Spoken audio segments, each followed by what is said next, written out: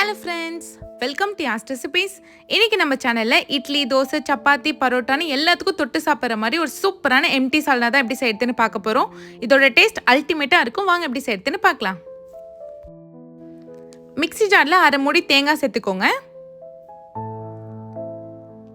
இப்போ ஒரு 10 போல முந்திரி பருப்பு சேர்த்துக்கலாம். ஒரு ஸ்பூன் கசகசா சேர்த்துக்கலாம். இப்போ 2 பட்டை, 2 கிராம்பு, 2 ஏலக்காய் சேர்த்துக்கோங்க. கிராம்பு சின்னதாக இருந்ததுனால நான் 3 சேர்த்துருக்கேன். பெருசாக இருந்தால் நீங்கள் 2 சேர்த்துக்கோங்க போதும். இப்போ ஒரு பச்சை மிளகாய் சேர்த்துக்கலாம். ஒரு ஸ்பூன் மிளகு சேர்த்துக்கோங்க. ஒரு ஸ்பூன் சீரகம் சேர்த்துக்கலாம். ஒரு ஸ்பூன் சோம்பு சேர்த்துக்கோங்க. இதில் கொஞ்சமாக தண்ணி சேர்த்து நல்லா ஃபைன் பேஸ்ட்டாக அரைச்சி எடுத்துக்கலாம்.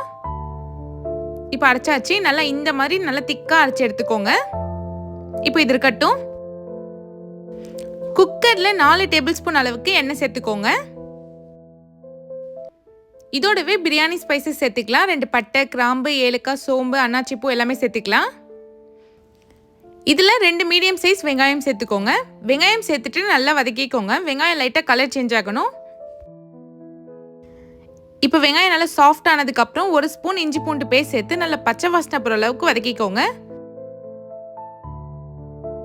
இஞ்சி பூண்டோட வாசனை கம்ப்ளீட்டாக போயிடணும். சுத்தமாக இஞ்சி பூண்டு வாசனை அடிக்கக்கூடாது. அந்த மாதிரி வதக்கிக்கோங்க. இப்போ இதில் நம்ம 2 தக்காளி சேர்த்துக்கலாம். நல்லா பழுத்த தக்காளியாக 2 சேர்த்துக்கோங்க. இப்போ தக்காளியை நல்லா குழைவாக வதக்கிக்கோங்க. பார்த்தீங்கன்னா தெரியும் தக்காளி நல்லா வதங்கிடுச்சு. நல்லா இந்த மாதிரி வதங்கணும். இதோடவே 1 கைப்பிடி புதினா மல்லியை நான் கட் பண்ணி வச்சுருக்கேன். அதையும் இதோட சேர்த்து நல்லா எண்ணெயிலே வதக்கிக்கோங்க. இது நல்ல வாசனையாக இருக்கும். அது கிரேவிக்கு கண்டிப்பாக இந்த மாதிரி எண்ணெயிலே வதக்கி விட்டுருங்க. இப்போ எல்லாமே நல்லா வதங்கிடுச்சு. இப்போ மசாலா சேர்த்துக்கலாம். 1/2 ஸ்பூன் மஞ்சள்தூள், 1 ஸ்பூன் தனி மிளகாத்தூள் சேர்த்துக்கலாம்.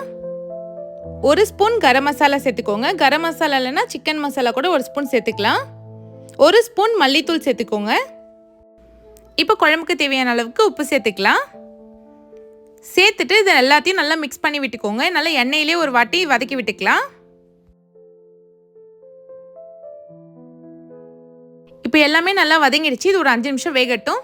5 நிமிஷத்துக்கு அப்புறம் பார்த்தீங்கன்னா லைட்டாக எண்ணெய் பிரிஞ்சு வரும். இந்த ஸ்டேஜில் நம்ம தேங்காய் பேஸ்ட் சேர்த்துக்கலாம். இதோடவே உங்களுக்கு எந்த அளவுக்கு கிரேவி வேணுமோ அந்த அளவுக்கு தண்ணி சேர்த்துக்கோங்க. தண்ணி சேர்த்துட்டு நல்லா மிக்ஸ் பண்ணிக்கோங்க. இந்த சால்னா வந்து கொஞ்சம் கெட்டியாக இருந்தால் நல்லாயிருக்கும். அதனால் நான் தண்ணி வந்து 1 கிளாஸ் தான் சேர்த்துருக்கேன். நீங்கள் உங்களுக்கு ஏற்ற மாதிரி சேர்த்துக்கலாம். இப்போ இந்த மாதிரி கொதி வந்ததுக்கப்புறம் குக்கர் மூடி 3 விசில் வச்சு எடுத்துக்கோங்க. 3 விசிலுக்கு அப்புறம் ஓப்பன் பண்ணி பார்த்தீங்கன்னா நல்லா எண்ணெய் பிரிஞ்சு நல்லா கெட்டியாக சூப்பராக ரெடி ஆகிடும் சால்னா. இப்போ நல்லா கலக்கி பாருங்க. நல்லா இந்த மாதிரி கன்சிஸ்டன்சியில் இருக்கும். இது ஓப்பன் பண்ணுறப்பவே நமக்கு அவ்வளோ வாசனையாக இருக்கும். ஹோட்டலில் சாப்பிட்ற அந்த ஃப்ளேவர் நமக்கு கிடைக்கும். அவ்வளோதான். நல்லா கமன்னு எம்டி சால்னா ரெடி ஆயிடுச்சு. இது இட்லி, தோசை, சப்பாத்தி, பரோட்டான்னு எல்லாத்துக்கும் தொட்டு சாப்பிடலாம். அவ்வளோ டேஸ்ட்டாக இருக்கும். இதை நீங்களும் ட்ரை பண்ணிவிட்டு எப்படி இருந்துச்சுன்னு கமெண்ட் பண்ணுங்கள். இந்த வீடியோ பிடிச்சிருந்தா மறக்காமல் நம்ம சேனலை சப்ஸ்கிரைப் பண்ணிவிடுங்க. தேங்க்ஸ் ஃபார் வாட்சிங்.